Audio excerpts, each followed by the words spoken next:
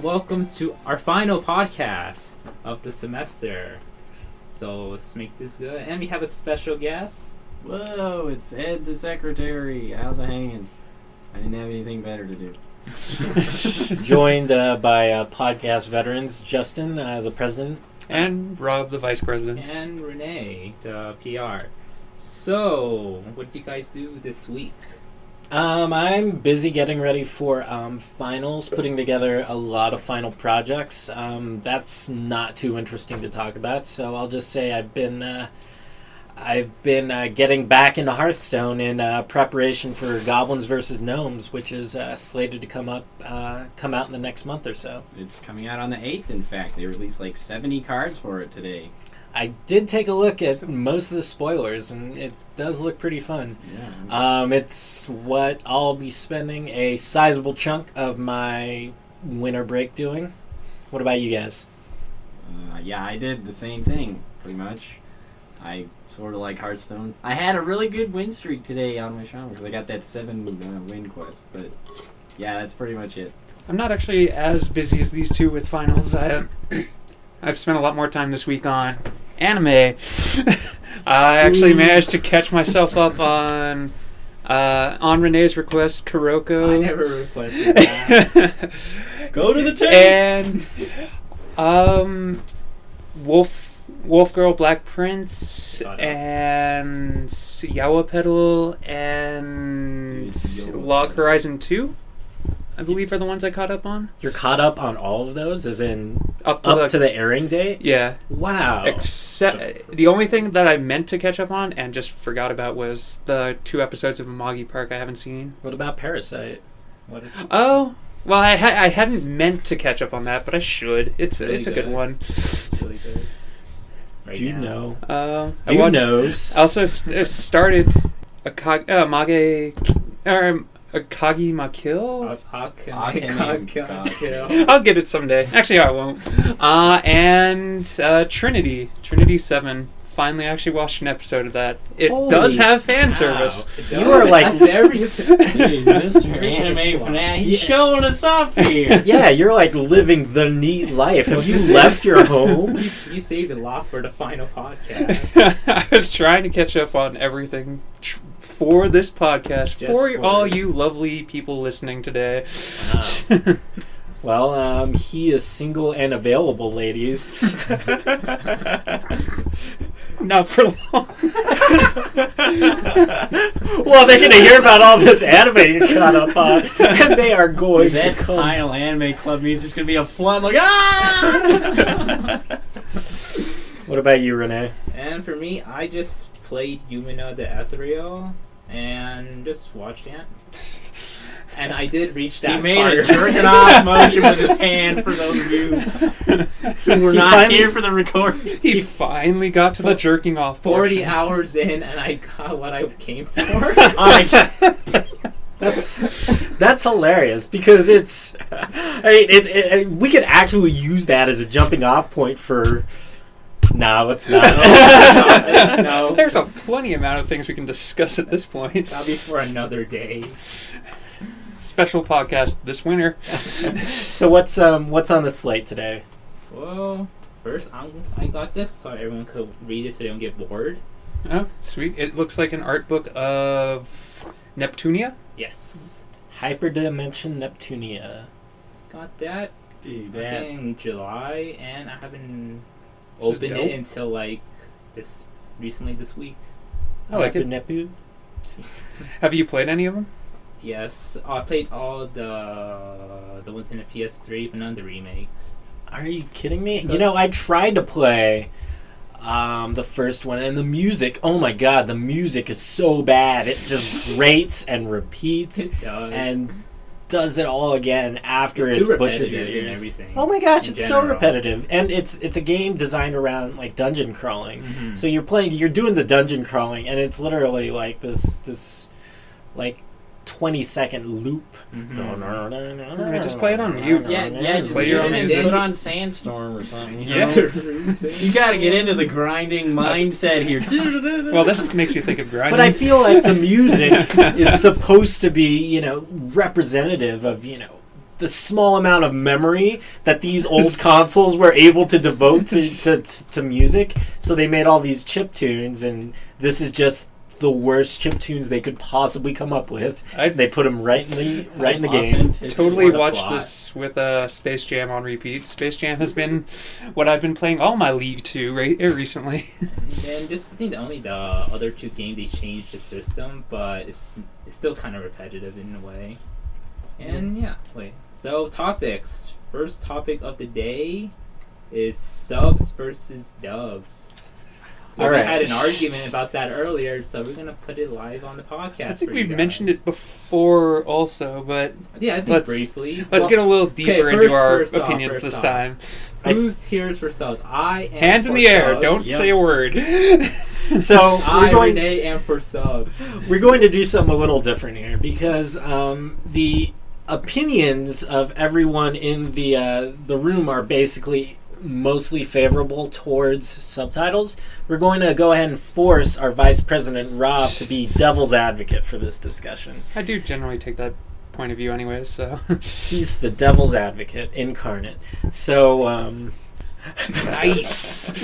So what we're going to do is we're going to talk about the pros and cons of subtitles and dubbed anime titles. Since none of us are native Japanese speakers, the only way we can really experience these cartoons that we know and love is through the medium of a translation. So let's ask Ed, why do you like subtitles? What sort of tipped the scales in because the they don't favor? dub the anime I like. It's not good. It's not profitable enough to come to the U.S. I like gambling and stuff like that. They're never gonna bring stuff about mahjong here. Specifically for it, though, I can't tell if a voice actor actually sucks, if they sound awkward or whatever, because I don't know Japanese. I'm not really in tune enough. If someone sounds really shitty, which is very common in both subs and dubs, most likely, I can only tell if it's in dubs. So it's dude, this guy sucks. But if he sucks in Japanese, I'll just be like, oh, well, there's some guy. One of the reasons that I prefer subtitles, and this is going to come off as incredibly elitist, is I feel that artistically the anime is best experienced through the medium of subtitles, because there's a ton of nuance and sort of slight changes that the dubbing company sort of has to make by necessity to match the lips with the words. There's expressions in Japanese that don't translate over well to English, so they have to substitute them. And my biggest thing is when they record the original voiceover in Japan, they have the aid of a director. A director that's more in tune with the original story and the animation and the entire production of the anime. When it gets shipped over and exported, you have voice directors and voice actors, sure, but you lose that element of closeness to the story. There are dedicated dubbing companies where that's all they do is produce dubs for anime that have already gone through this production process. So a dubbing actress or actor may give a really good performance, but it may not be in line with the vision the original production house had for that character. One example I can come up with is the dub for Kaze no Stigma. The main character, or the main female protagonist, her English dub voice actress yells out all of her lines, just yells them, and it's totally different than listening to it subtitled in original Japanese, and it's really jarring once you've seen the two compared. And obviously the one in Japanese is closer to what their vision of the character was, and the one in English is closer to the voice actress's or the director's interpretation of the character. So it's vision versus interpretation, I guess, is what it comes down to for me. Dude, now I'm excited. I actually got that series at the dollar store not too long ago. Now I can watch it and find out. It was the whole thing for $1. I think that's part of the problem. There are really good English voice actors in The Simpsons, Futurama, whatever. who really are talented and stuff, but they cost too much money, they're too well known, etc. So a lot of like dub voice actors are comparatively lower quality. I think even if you control for the fact that it's not the original like intent or whatever, there are voice actors like Billy West, Maurice LaMarche, etc., who are way better than any male voice actor in an anime that I've personally ever seen. So I think there definitely is a lower quality issue there. The interesting thing with regards to that is these dub houses, Funimation, Bang Zoom, etc. They're also very Like insular? Yeah, insular, because they use a lot of the same dub voice actors over and over and over. And you get that sort of thing in the anime industry in general, but in the English dubbing industry, a lot of voice actors, just use their own voice for a lot of stuff. And since the dubbing industry is small here comparatively, you get a lot of like same voice syndrome. So you'll watch it and you'll immediately like recognize the voice. Like once my ex-girlfriend and I were watching Persona, and I mean that was the very first thing that she noticed about Risei's voice actress. She was like, "Hey, oh my gosh, that is," and I forget who she likened it to, but she was able to pick it out after just like one listen, and lo and behold, it was correct. It was the exact same English voice actor. I don't think that that's necessarily exclusive to dubs, though. There are a lot of, especially females. I mean, for guys, there's just like Norio Wakamoto and Kappei Yamaguchi, but for females, there's a ton of people like Momoi Haruko and stuff who you can immediately tell, like instantly. It's like, oh, there she is. It's Steins Gate, or whatever. So, the Parasite Hand and Yuki, same. Yeah. Just Hanazawa can't help but like hear them both interchanged. Haruhi, you mean? Is it Haruhi? I don't know. It's Aya Hirano. Yep. What? Yuki? I was close. No, I think there's another show that has you don't have good enough ears to participate in this part of the discussion. Yeah, but I know that can happen. It's just well, okay. So you've got same voice syndrome both in Japan and American dub voiceovers. But I'm saying that what the difference is in English, the voiceover industry is a lot smaller. So there's a lot more directors and so on from Japan to pick and choose from. Whereas here in English, I mean, they might want a different sort of voice, but they're going to be constrained by dub actresses that they've already worked with, and as a result, I think it's going to be more frequent that you run into same voice syndrome here. Yeah, I think I'm just saying like it's definitely not a unique problem because there are some voices that are just like, oh, there she is again. Well, I mean, let's hear from. It's a lot harder for me to take this point of view as someone who generally watches subs, but there are a couple of specific examples I can think of that. Like I can think of examples too. Trigun, just Trigun and Cowboy Bebop, something that is a very Western stylized anime, something that's meant to be cowboys in the West or something to that effect. American voices can just, I think they have a better grasp of what that actually is supposed to be. That's kind of funny because it's almost as if the anime is coming home, right? And I mean, it's hard to say there. I can't think of too many other examples beyond that. Those are the two that I generally watch. But I'm thinking theoretical situations like you can get better voices in. You can hire just a higher grade voice actor. A good example of that is Hina Ichigo from Rose and Maiden. She sounds way better in English because she's supposed to sound like a 5-year-old girl or whatever because she's like a tiny little doll. Because I'm sure everyone knows that in addition to Gambling, I love Rose and Maiden, the Gothic Lolita series by Peach Pit. Anyway, I'm not looking over there. Your foul tone. Hyperdimension, whatever the fuck. She sounds a lot better in English because she really is able to tap into that, how English children speak rather than how Japanese children speak, so it sounds a lot better.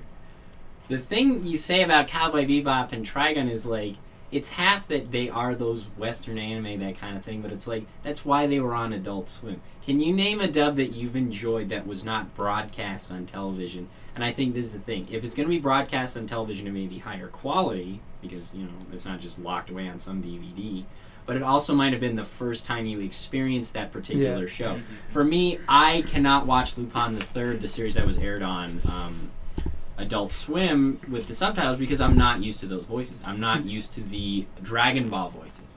Like, I forget who it is. I think it's Goku. He uses the same voice actor for Dragon Ball and for Dragon Ball Z, meaning he sounds really high-pitched even after the time skip and he's an adult. But in the dub that they aired on Cartoon Network, he sounds like an adult when he's an adult. So when you watch the dub, it's a different thing. It's like, I expect Goku to sound like an adult, not to sound like a kid, so that makes the dub better to me, because that's what I'm used to. So can you name any dubs that you actually enjoyed that weren't on, like, Adult Swim or, Fox Kids or whatever? Golden Boy. Now there we go. Golden Boy is kind of a unique specimen in its own right, because it's a very adult-oriented anime. So as a result, they never really, at least not to my knowledge, they didn't air it on the networks. But the dub is phenomenal. There is a scene where he's trying to swim that just always sticks with me because of the extra mile this dub voice actor went for this. And I think there are a lot of examples that I may not be aware of. If you guys know of any, let us know.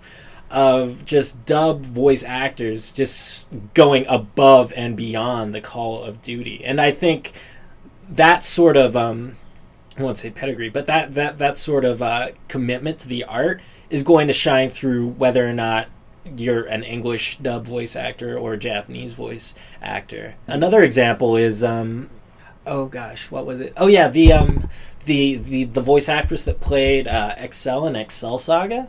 She actually destroyed her voice doing that role, so she had to dial back the amount of dubbing she could do because the role was so just so taxing on her. So yeah, this is actually turning into sort of a pro for English dubs, because there do exist dubbing voice actors and voice actresses that do their level best, and I don't want to sort of throw out a blanket statement and say subs are better, because that would be diminishing of their accomplishments. And I think that's another thing for dubs. Recently, there's a series currently airing called In No Battle in the Everyday Life or something. I haven't seen it. But in episode 8, there was this long, this girl character totally flipped out. Yeah, see, Renee is up to speed here, guys. And she just, is yelling at this other character for, 2.5 minutes. And the thing is, I can't pick up on the real nuances. I'm sure this is a great performance in a technical sense. But if it was dubbed, I would appreciate it a lot more, because I'd be able to hear the emotion in her voice better. I'd be able to hear the specific inflection and pronunciation of certain words that I'm just not attuned to in Japanese. So I think if a person has a really good performance, it's a lot better. It's a lot easier to appreciate it for people, for native speakers. Right. Yeah, no, I can definitely agree with that. Why don't you weigh in, Renee? I don't really have much to say about this topic because the only dubs I watched were from Adults Toonami and Adult Swim. Right. So Code Geass, Full Metal Alchemist, and then besides that, you watched Code Geass dubbed? Yes. Was it good? I did not watch Code Geass dubbed. Probably for me, I liked the dub a little more because that's what the first thing I watch. Exactly. So I'm more accustomed to that, and then to actually go back and see the sub, I'm just preferring the dub.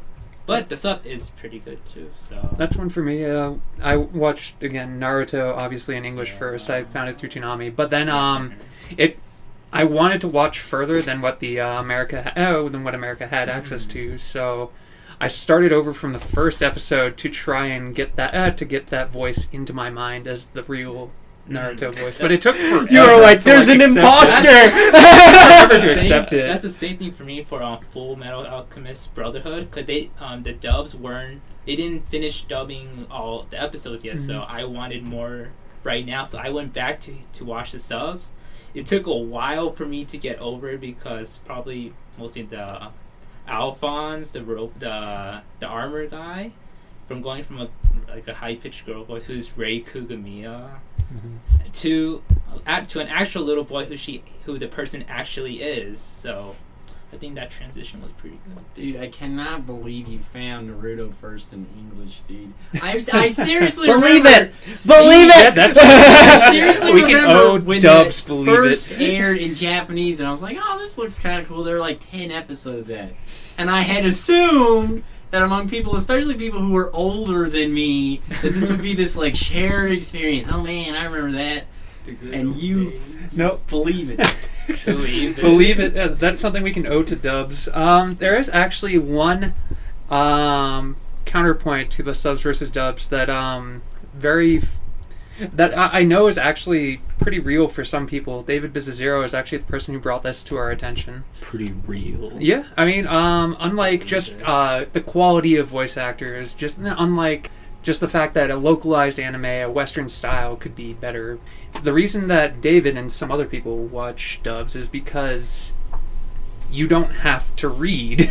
You can actually just watch the animation and get invested into what you're watching, the pictures that we like so much. But one other thing is you can actually kind of also autopilot a dubbed anime. You can watch it on the side. You don't have to be dedicated watching it. So that's actually So it's one a convenience factor. Yeah, Well, there is it's one like argument almost that. for dubs that some people actually use. Some people just don't want to read also in general. Just Yeah. There's some series where there's like certain episodes where there's like a massive info dump from the Japanese characters talking like a mile a minute. Fucking Cube. And if you're watching a sub of this, it's just going by really fast. And I mean, unless you're like really in tune with that, with reading at that speed, especially for an anime, you're gonna miss shit. And then you're like missing the shit that's going on in the background or whatever. So that's a decided advantage, especially when you consider that a lot of anime is in fact for children. I mean, we're all adult nerds here. So there's that, but I mean, Naruto was meant for 10-year-old boys. They're gonna enjoy the dub a lot more. That's why that shit has an advantage. That's interesting because that's something I could never really like empathize with because I've never had trouble like keeping up with subtitles because I played a lot of RPGs as a kid and I grew accustomed to zooming through text boxes of dialogue, still reading with comprehension, but just taking in the information as it was presented to me. So it's actually a struggle I do not understand. Well, but just, I can respect it. Can't people just pause it also or just go back? Yeah, but that ruins your immersion into it's an like, anime. Watch I it have to again. Just watch it again. Why not rewatch? Right. So, I mean, like for something that's meant for adults, like subs are probably better in most situations. But, I feel like for stuff like Naruto, One Piece, whatever, like the dub is decidedly better for the general target audience, especially these days because kids are reading less. There's a lot of text speak where they're not, fully comprehending that full sentence and that kind of stuff. Kids are reading So, less I don't per know. picture.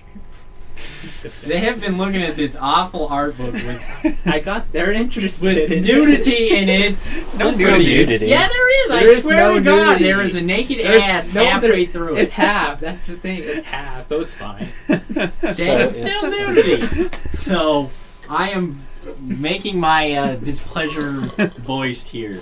That book is The only bad. real reason I'm disappointed, it doesn't include, Mark 3. well, what is it, V? Victory? Yeah. V is the last one. Well, I think the last one. Yep. So we'll put a link to buy this book in the description. If you guys really want to immerse yourselves in the experience of this podcast. So, this is the perfect transition to our next topic: plot or no plot. What? What is that? Are we debating whether or not it's better to have plot? Yes. Yeah, I can take devil advocate on that. Okay, so are you speaking? Are you speaking plot in terms of plot? What? He puts his hands around imaginary Plot. boobs. Yeah, that's not plot, as far as I remember- You guys don't know that? Okay, so you can insinuate an anime has fan service by saying it's got a lot of plot i.e., breasts, and backstory. And I guess you guys can figure out what that means. No idea. Spill it out. I'll put a link of a plot in the description. What? They're just gonna click that immediately He's away just gonna from link the thing. porn I'm to getting- you. Like, hey, boobs! I don't have to listen to these boring guys talk anymore. Thanks. I'm getting more views here. Yeah, we'll get more. Yeah, but the view is for like 2 seconds, and then they scroll down. And That's they're the like, view. That's all we need high quality for our fans. advertisement budget. Well, I flipped through this 3 times. Time for the 4th. All right. Yeah, well, maybe you'll see the let's new move on. Next topic. So, since our special guest, Ed, Don't do is, that. No one wants to hear that. I'll work that into the season thing. Aw, no JoJo. Thank you.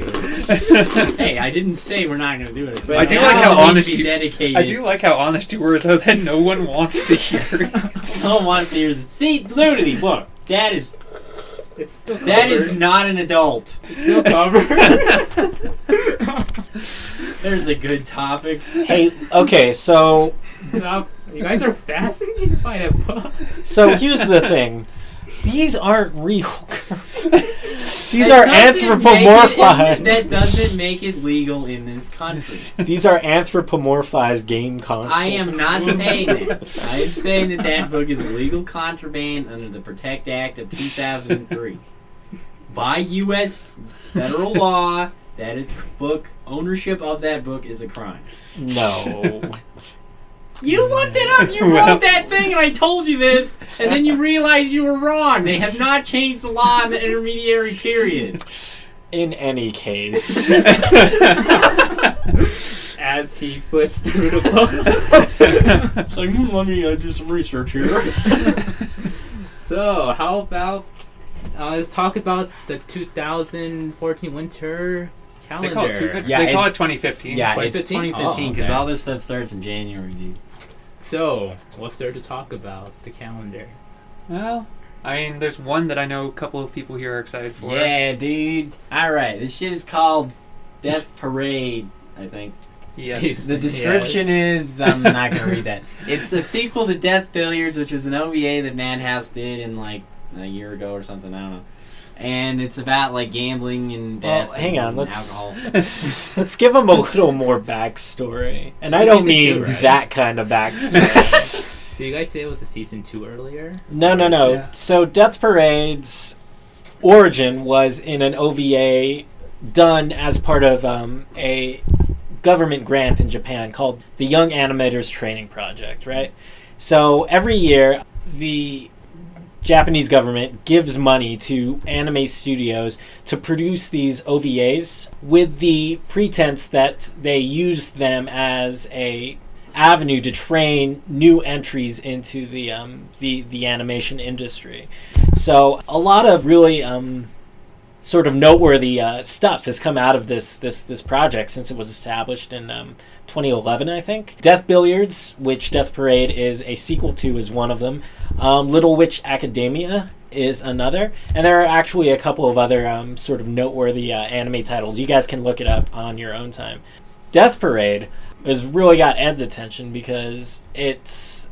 What he likes. Yeah, it's what he likes. It's a gambling anime, right?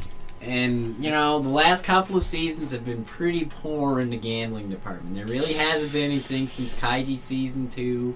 Been a lot of good manga lately, you know, Gamble Fish and all that. Would you pass Durarara? I don't know what that's about. I didn't watch Is it. it about gambling? I mean, is that a central plot focus? No. Okay, if the answer is no, then it would have to stand on other merits. So anything gambling is good? Yes, anything relating to gambling. It doesn't matter what kind of gambling. It could be gambling for money. It can be gambling for About the life. people who are gambling. Yeah, okay, here's the thing. If you get killed in Dragon Ball, if you get fucked up... I guess I shouldn't swear on this. If you get messed up... Well, no, you just re-edit it. If you get messed up in a fight in One Piece, like, you know, I don't know, you know, spoilers or whatever, this arc happened like 5 years ago. So, Zoro was fighting... Luffy was fighting the big old dude in Thriller Bark, right? And then Kuma took all of his pain and put him on Zoro. And Zoro's like, ah! And then the next, like, arc, he's fine. There's nothing wrong with him. He's still fine. So here's the thing about gambling. If you lose in gambling, it's not just, oh, I took, some wounds and I'm done. The first season of Kaiji and the way it ends in the second season, I shouldn't necessarily spoil it because I want people to watch it, is the thing. He loses a gamble and he actually faces the consequences. He doesn't just get away from it. I mean, this is why gambling is great, because there are consequences. Like a consequence from death. From debt, He has to, do awful things to get out of debt. Mm-hmm. And it's not necessarily just gambling. There's a good manga called Ushijima Yankee-kun, which is about a loan shark. And loan sharking is really prevalent in Japan. It's about 20-25% of people have gone to them. They're more institutionalized, like payday loan places here. But the thing is, when they face that financial loss, it's not just like, oh, well, I got bandaged up by Chopper and I'm good to go. All of these gambling manga, at least the ones that I've read, are about the consequences. The hero doesn't always just win, but it has that same style of psychological fighting. It's like, oh, I'm using this trick and I'm cheating this way and that kind of thing. So it's the same kind of shonen or seinen battling kind of thing, but there's actual consequences. So yeah, anytime there's gambling, it levels up the interest and the overall quality, at least in my experience. So that's why I'm interested in death, whatever it is. It is kind of funny though that you're interested in these anime, but you still watch One Piece and stuff. I stopped with One Piece, and B, it's all manga. How deep? The thing about One Piece was that I realized that nothing was ever going to change. And they neglected the good characters. The best characters in One Piece are Blackbeard and Akainu by a large margin. They are more interesting, they're more self-realized, and they're more badass than any of the protagonists. And they just have consistently neglected them. I say they, but it's just, Oda. So it's one guy.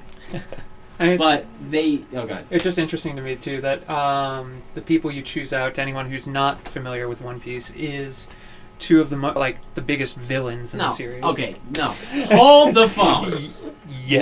Blackbeard may be a villain. We don't know that because he hasn't done anything necessarily villainous other than attempting to catch Ace because Ace knew about his theft of the Devil Fruit, which isn't that bad in the context because other people have done that, including Luffy, the protagonist. He was younger at the time, but still.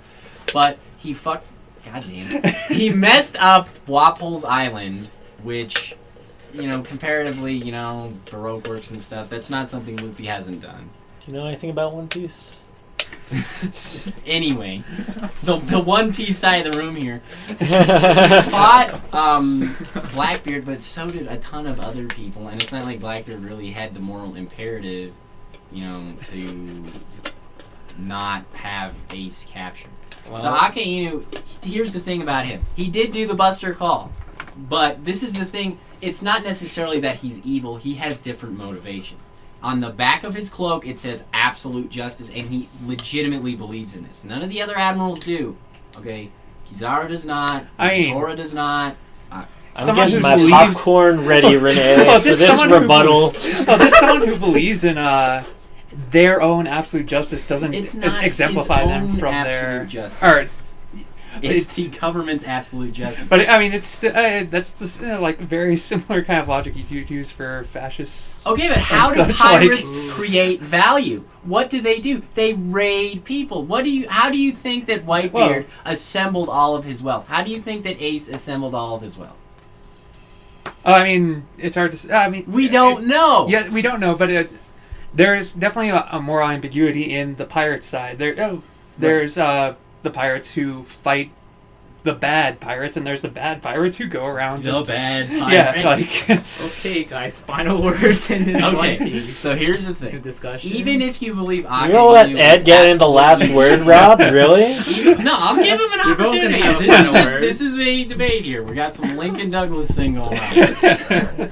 Even if you believe Akainu actually is evil, he has a consistent moral code. He kills Ace, spoilers, not because he wants to do it necessarily, but because he legitimately believes that Ace and Luffy and Dragon and all of these other people are toxic to the world. He did the same thing on Ohara Island with the Buster Call because he believed that that information was dangerous. I'm not necessarily saying I agree with him, but he's one of the few characters, along with Blackbeard, who's just, blatantly going his own way and pursuing his own take at One Piece, essentially, the actual treasure, like Luffy is. He's just doing the same thing. There was that scene where they both, believe that a true man's dream must never die. Both of these characters are really interesting in that they're villains nominally, but they have good reasons to themselves. It's not just like they're an asshole because they are. Like a lot of other One Piece villains,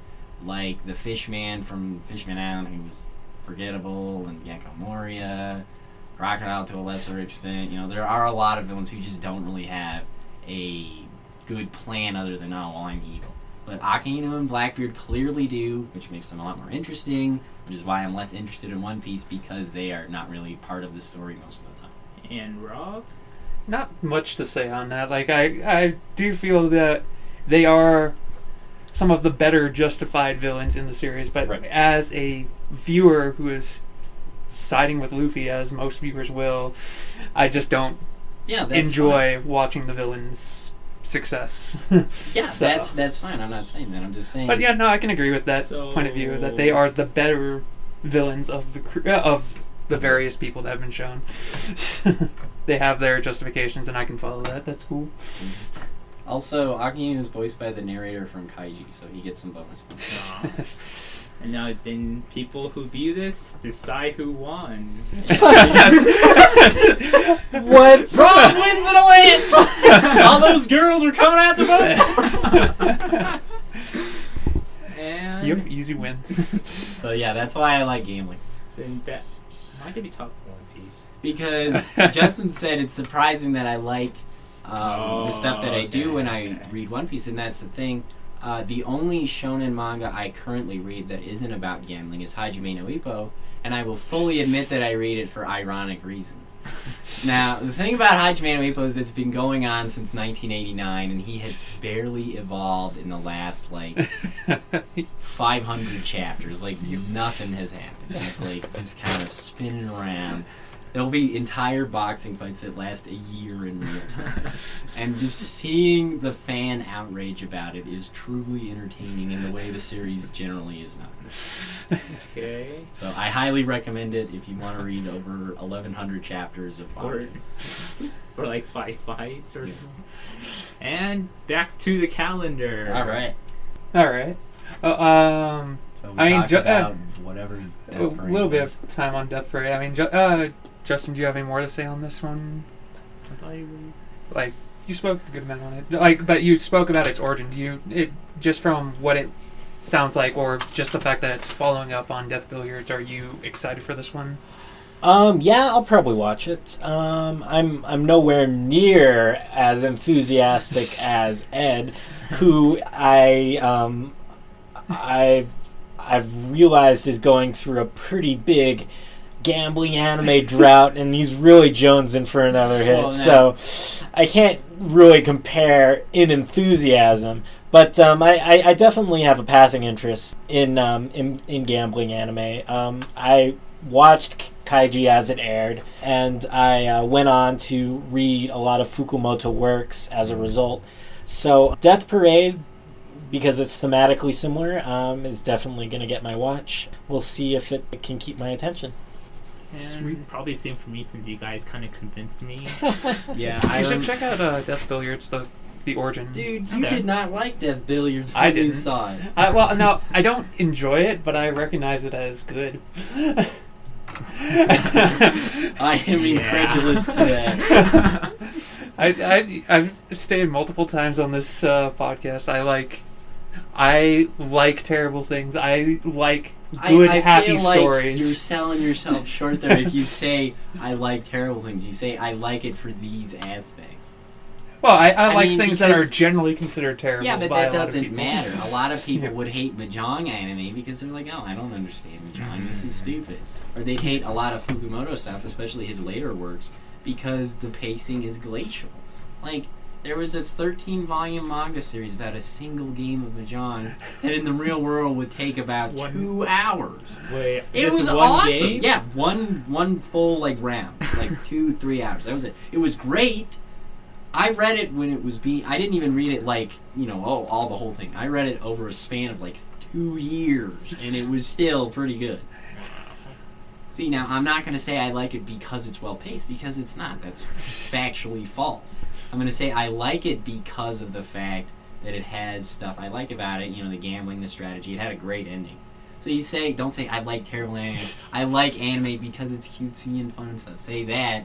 The terrible thing is just like needless self-deprecation of your own media taste.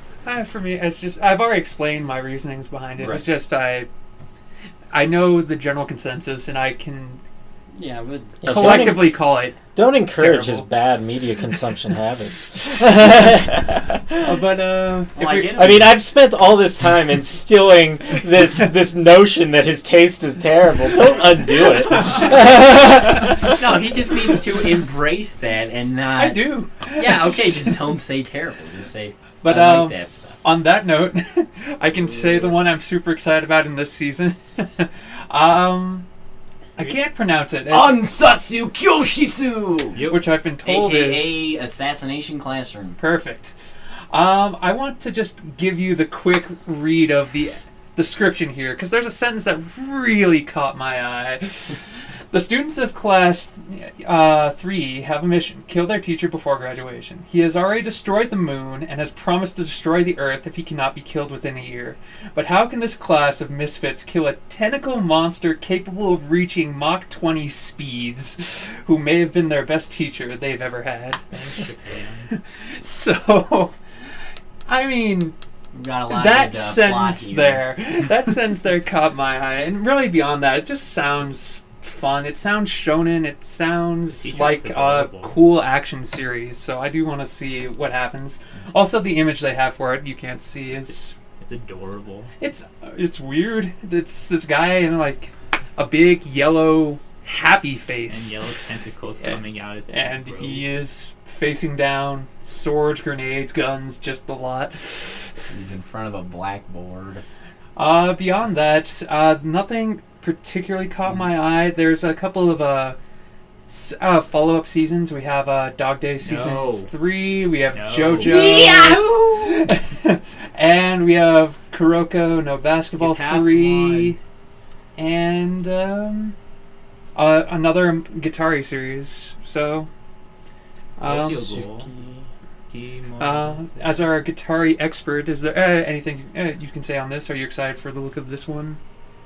Wow, we're gonna skip right to me again. And then back. So yeah, Tsukemonogatari is an adaptation of the first portion of the third series of light novels dealing with Araragi and his lovable harem.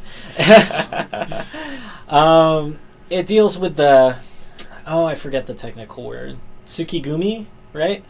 That's can you correct me on this or validate that? Dude, I do not want to know anything about this series. Okay, alright, so Tsukigumi are like they're sort of these supernatural entities in Japan that are supposed to inhabit like regular household objects and things. So it's why you take care of things and repair what's broken as opposed to getting a new one because of the Tsukigumi spirit that inhabits it, right? So Shintoism is all about spirits, being essentially everywhere, and that's one of the main religions in Japan and one of the main influences for the Bakemonogatari series. I think it should be interesting because it is the first adaptation of Bakemonogatari after some pretty earth-shattering events in the Monogatari second season. We're getting really deep into the Monogatari series now, so if you want to get into it, it's you Watch are it. always welcome to watch it. A lot of them are available on Crunchyroll and Daisuki, or via torrents.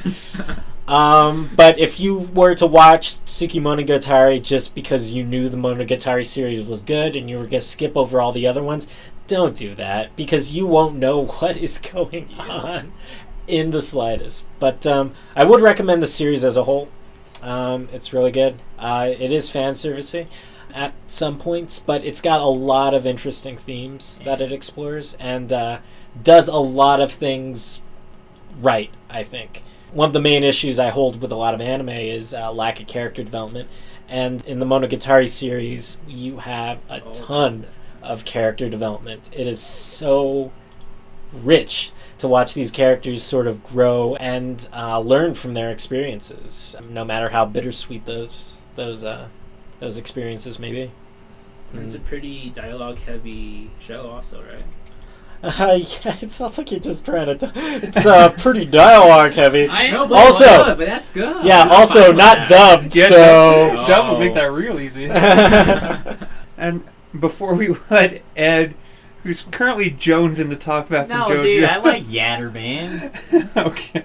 But we should get Renee's input. We haven't heard much from him today. So, which series up here is looking the most exciting? Other than Milky Holmes, of course. Of course. Of course, Idolmaster Cinderella Girls. Hey, that's based on the popular mobile phone app, isn't it? Yep. I don't think Did so. they sponsor this podcast? I tried. I'm trying to give up. I'm trying to be a what do you call Viral those? marketer? No, like a springboard here. Well, I've been trying. I'm gonna try to download the mobile app for that. 'Cause I'm kind of interested by the characters, and I like idol shows. So if there's any there, I probably will watch it. And then how do you say that? Kofuku Graffiti. I heard that one's like the girls making food, and it's sure it's gonna be pretty good. I thought there's gonna be another show that's coming out called Shogeki no Soma, but apparently that's another season later. And then all the other ones that I already watched the prior seasons of, like Tokyo Ghoul, Square Kuroko Root, no Basket, Kami-sama Hajimashite. I have to watch Dog Days because I watched the other 2 seasons beforehand, which I don't know why I finished it. I'm in too deep! I can't get out of these dog days! And now Rob wants to watch that show, apparently. Always. On Renee's suggestion. Not on my suggestion again, no. Don't hold me Despite on Renee's insistence that he not watch it because it's a waste of time, Rob wants to forge ahead and disregard Justin's recommendations. Yeah, there's a JoJo series, but if you didn't watch the first one, then this one isn't worth watching. The first one is highly worth watching.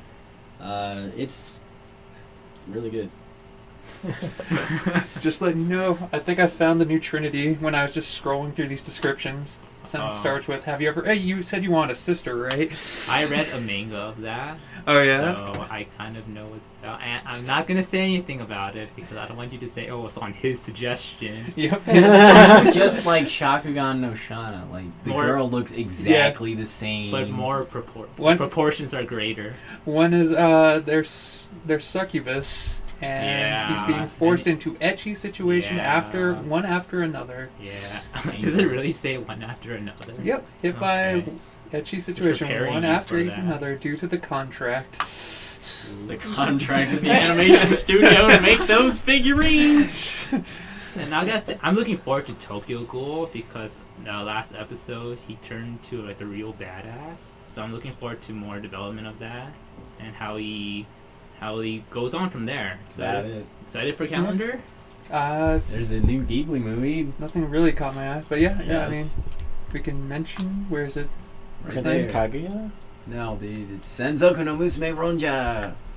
I guess it's not by Hayao Miyazaki because he retired forever for reals.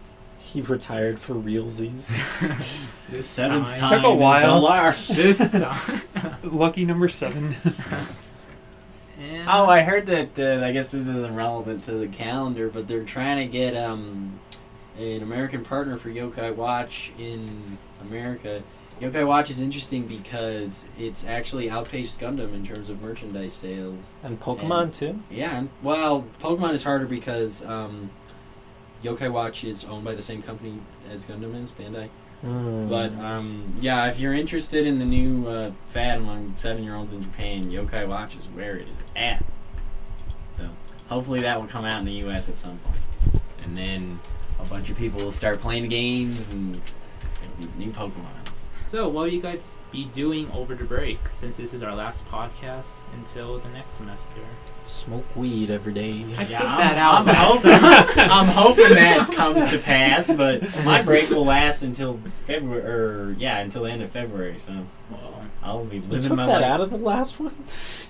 I didn't know It's like we need a new podcast manager. I'm keeping it here then. Well, yeah, because we got how many? I think every one of us, other than you, wants to smoke weed. I may be more serious about it in terms of action, but Aren't you guys going to ALA? oh yeah, well I am. Rob! Advertise that. Oh, Rob's not going. Am I the only one going? Wait, you're not, going. Rob, Oh, you're not why going? don't you talk about it, Ed? Yeah, ALA is pretty fun. I think AX is better, but the anime club's going to ALA as they have for the last, I don't know how many. Dude, what are you looking at? It's a Yokai Watch. Wow, you are derailing this whole podcast. Anyway, so ALA is It's a QB. like about 5,000 people, and it's fun, and I don't know. I don't think they have any guests up yet, so you just have to hope it'll be good. It's always been good. The funny thing about this year is it's their last year at the Los Angeles Airport Marriott, which So for they're many expanding? people, myself included, is like a wonderful location. Yeah, So- it's pretty good. So I'm going to be interested to see where they go from here, but I definitely want to be there for their last year at the Marriott because it's so fantastic. I heard it once referred to as the chillest con you'll ever go to, and I really do think that's true because the venue is so Our becoming of that description. our advertising officer, John Morris, can confirm that report. There are a lot of beanbag chairs strewn about in the hotel, and he said that he slept in one for multiple hours in the middle of the night and no one bothered him. And then he woke up and continued to play his Game Boy. That's pretty chill. No guests or events announced, but Dude, the there is a exhibitor, guest. There's Tadao, whatever the heck. Steve Holt. Alright, dude. It's only 38 days away. Yep. Oh, that dates the podcast. Oh no! Um, It's 38 days away. the calendar's already dating it already. Well, isn't it dated on the... Yeah. Probably. Uploads it? Yeah. So I only have about 15 minutes before I have to go, so 15 let's get into minutes? questions. Oh, yeah. Okay. Rapid fire. Do we have enough questions this We week? A lot of questions. So Yeah, I don't know. another person to 15. answer. Did someone actually... Yeah, I got some. Hooray! Exciting. Fun stuff. Okay. And we have a fourth for questions, so we might have to cut off the question. Well, we're just not gonna have each person answer each question. Yeah, this No, one- we have each person answer every Probably question. don't. Yeah, that's what I don't, meant. Don't elaborate on it. Just say if it's a short answer. Just go on from there. Okay. What is your favorite form of dere? Like tsundere, yandere, kudere, and all those different forms of it. Tsundere is cute, dere is lovey-lovey, so that's probably ideal. Dude, Dere is so boring. Holy shit. Isn't that borderline yandere also? No, No, Dere is It's just... just cutesy romantic couples in love. Oh my god, except it's not romantic couples. It's so... I can definitely see what you're saying, that it's borderline yandere. I mean, it's just pure and utter devotion, and it's just sickening. At least from my perspective. Because it's just... If all of your personality is that you want to, please the person you're in love with, that's the definition of codependence, right? Yeah, see? So I can't agree with Dere. Maybe single dere. Just one. Yeah, just dere. Just love you. Yeah, just oh, you're in love, and but dere. That's a bridge too far. My only commentary on this subject is that I was really glad in Steins Gate when that stupid girl got killed at the start. Well, that's in episode 1, man. Spoiler. Whatever her name is, the red hair girl. Hey, Died. Mr. Spoiler! Who died over? Anyway, Kurisu or whatever, she got killed, and I was like, okay, whatever. And then, the series goes on, and she's alive, and I was like, dude, they should have left her dead. I hate those tsundere characters or whatever. Because, in gambling anime, there's no women. That's not a thing that happens. So, this was like a whole new world of... too small. See, that's the thing, though. There should be more women. I talked about this in my feminism presentation in ConchCon. I did. I said I like gambling stuff, but I feel like it's ridiculous because more women play pachinko and stuff like that. Not many women play mahjong. It's kind of like a golf boys club thing, but I wish there were more women. So, especially with Fukumoto drawing women, because he draws women really ugly. So there's no risk of like a little, the figurine with the ass and out and the swimsuit and all that. So yeah, I hate tsundere. I don't know what those other ones are, and I don't like archetypes as much as I do characters. So I mean, if a character is tsundere, I'm not going to like her, immediately, based on just that.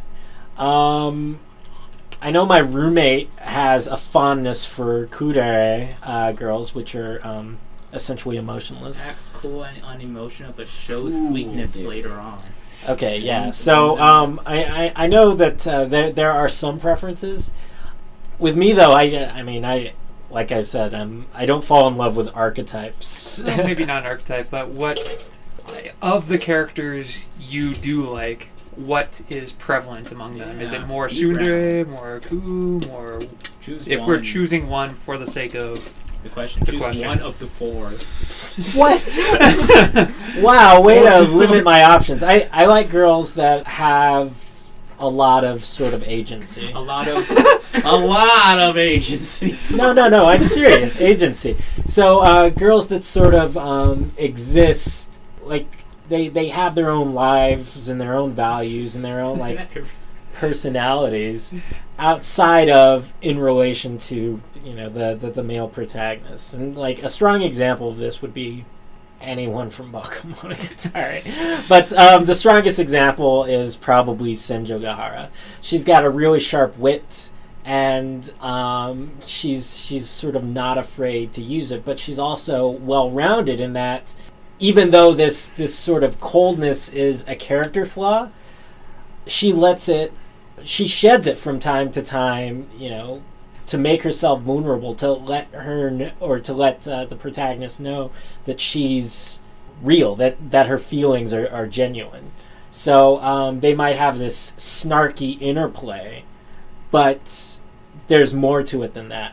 And with all the blank deres, it's like it's so cut and dry. It's like cool and then love, or sort of spicy and then love. It's just sort of, you get these characters that are just pigeonholed into these archetypes, and I'm not a fan of it.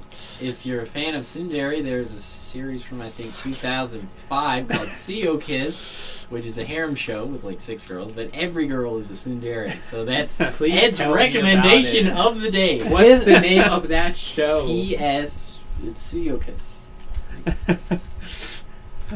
Well, no, it's all I know is Justin just dodged the question. All I heard was that Ed inferred that all I liked is tsundere. I didn't That's what say I heard that. too. I was just thinking about that. Here's a good time to bring this up.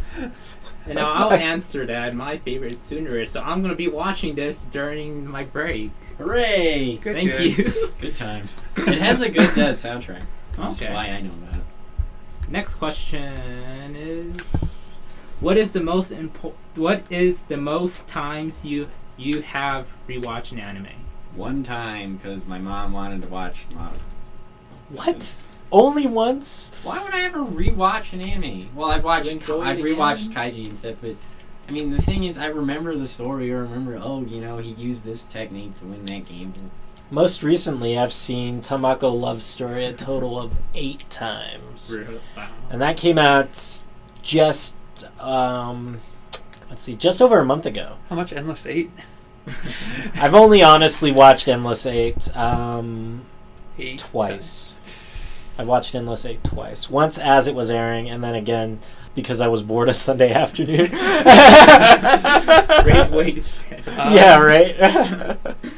For me, most I've ever watched something I think is 3 or maybe 4 times, but to be fair, it was Kenichi, and that's 50 episodes long. Okay, now So- hold the phone. Weren't you rewatching all of One Piece? Like, Yeah. when did you stop there? Because that's technically only one rewatch, but the weight of watching all of One Piece Not a rewatching, second time. reading from the beginning. Okay.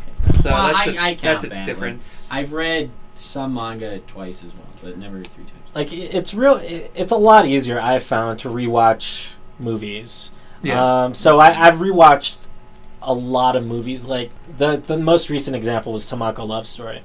But before that, one of my favorite anime films was The Girl Who Leapt Through Time. And I rewatched that, close to, if not more than the same amount of times I rewatched Tamako Love Story. So it's just sort of easier, right? To rewatch like a 2-hour thing as opposed to hunkering down and, slogging through a 24 episode series is gonna take you 8 hours. You might also be winning it another way though. You AMV Hell. You're the only person I know who watches that just on repeat. Who rewatches or AMV? What was this one called? Me. Dude, that's 6 minutes. Yes. Me. Well, I mean, to be fair, I also like spin YouTube videos endlessly. So Yeah.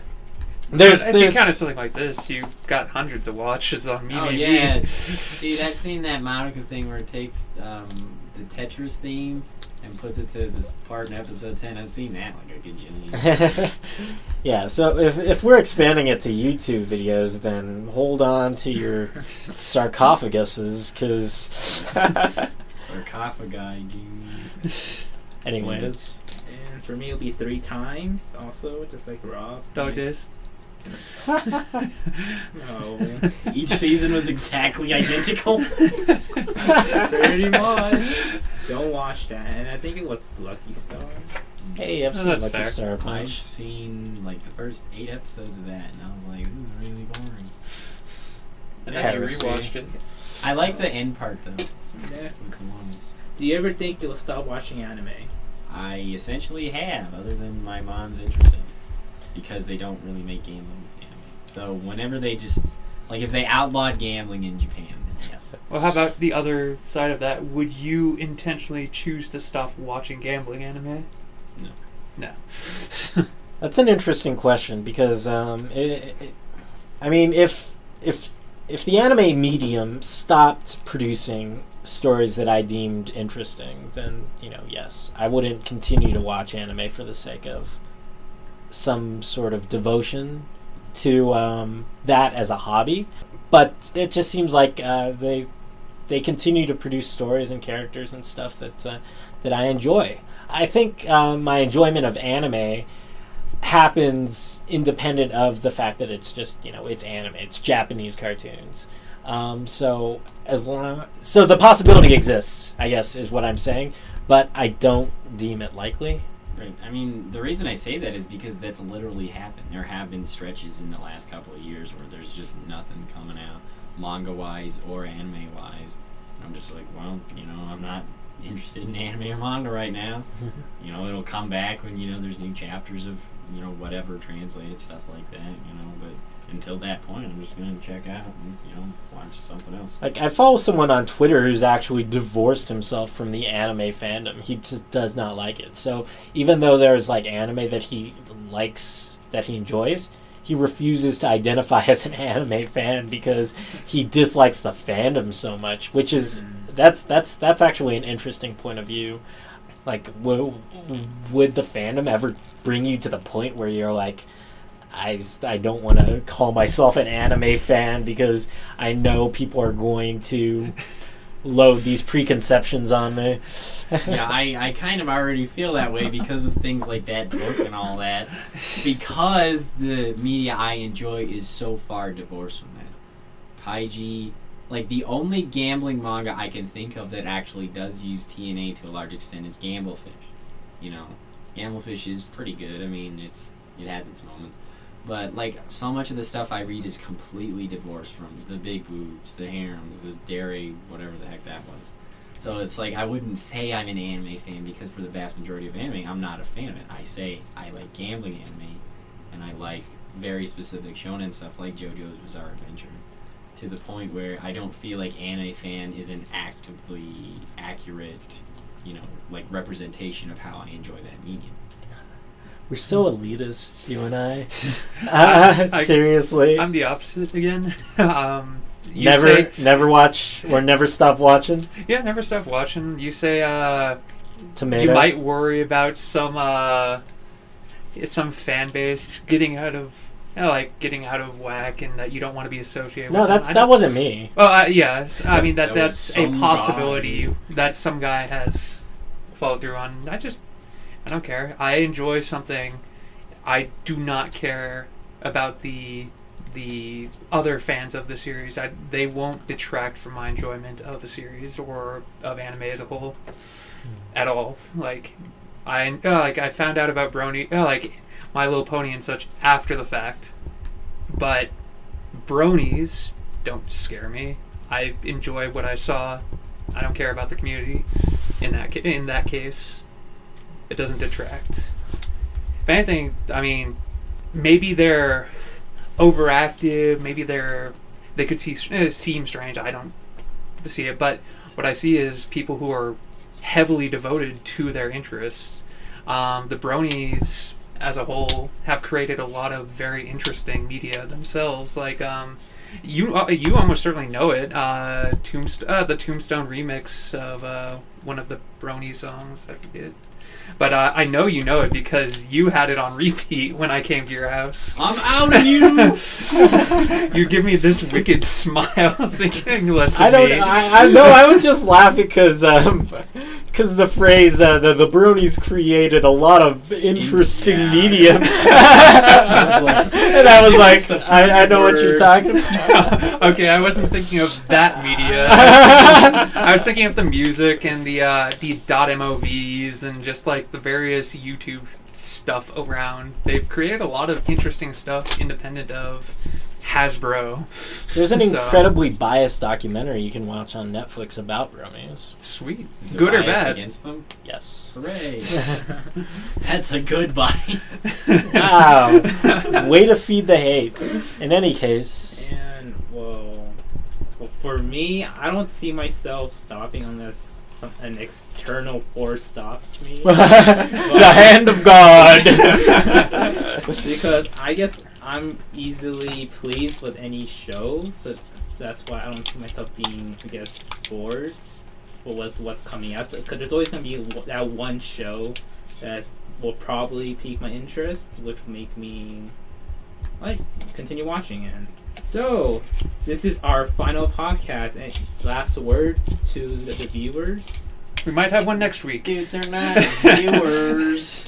Never stop watching anime. Some people want to view the still image of the UNM anime. Alright, well, final word is, I'm glad that this was not boring for me. I'm glad that glad it's over. Oh, Renee was actually asking me, and I guess it's specifically a question for you. Are you going to be coming back next semester, even though you won't be president?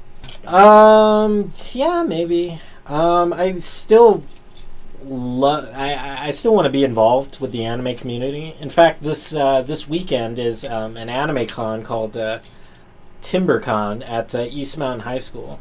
And I'll actually be there representing the UNM Anime Club.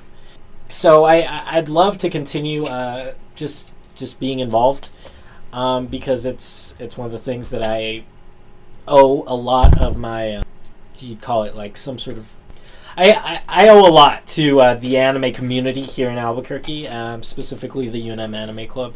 So I'd love to continue being involved, and I'd love to continue to help grow the community anyway. So, given an invitation, I would certainly return. Sweet. Oh, you're welcome back, of course. And whoever is listening, if you're from the UNM Anime Club and you want to join us, just email me like some other people did. Yeah, I just walked in the door. So. Or just walk in. There's a pretty low barrier to entry here. Not much stopping. We couldn't really stop you if you just started yelling through the door. Hey, I have opinions too! Beyond that, I think we are possibly thinking of doing at least one over the winter break, maybe via Skype or something to that effect. I still want to be doing this. I really enjoy sitting here talking with you guys about anime. So, Really? Yo. Really? Maybe we'll do an Anime Los Angeles cast. Damn, I won't be invited. No, you guys are both invited. I'll just be outside. I'm ready there anyway. Okay, see you next time. Bye. Have a good day. Have a good